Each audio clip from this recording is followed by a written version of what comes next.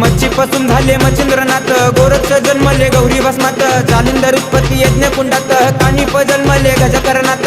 अलख निरंजन नवनाथाय नमः, अलख निरंजन नवनाथाय नमः, अलख निरंजन नवनाथाय नमः, अलख निरंजन नवनाथाय नमः।